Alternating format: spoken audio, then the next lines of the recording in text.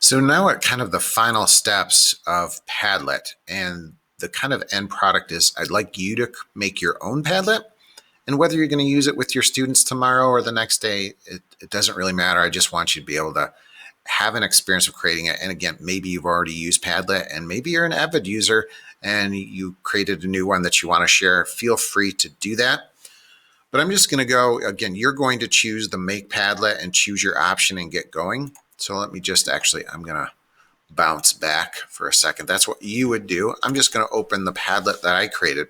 And when you have it all finished, I'd like to be able to see what you've created. So the last step that I'd like you to do, if you want to, again, if you don't, by all means, you can do that. Just I wanted you to just click that share. Notice the default was this, the one that I created was secret.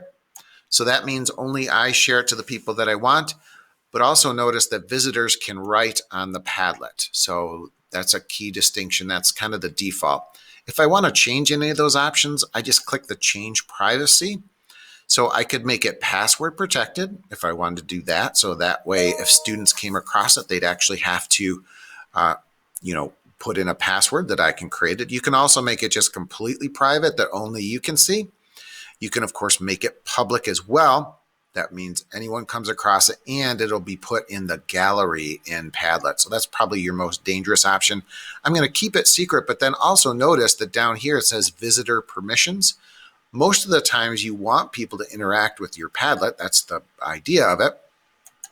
And if you click can write, can edit, or can read. So you can also choose that. If you want to give them full editing access, you can choose that. But that's, again, most times you'll want to do that. One of the recommendations, though, is I've heard that some teachers use it to display students' work. So in that case, maybe you want to share it to parents, and then that way you would just go visitor permissions. Once the kids have already posted their work, you want to just make that parents can just read it, so they're not going to edit any of the other students' work. So that goes under share. Again, I can change the privacy levels in there. And again, I can also copy the link to the clipboard, which I'd like you to do if you want to share yours. And there's some other options for sharing. You can also export it as an image, PDF, etc. So for parents maybe that don't have the internet and you want to share a student selected work up here, which is a great idea, go ahead and just do that and just save as a PDF, and then you could send it to the parents to send it home. So I hope I didn't run through that too fast. So what I'd like you to do is create your own Padlet if you haven't already, or if you haven't, awesome, by all means.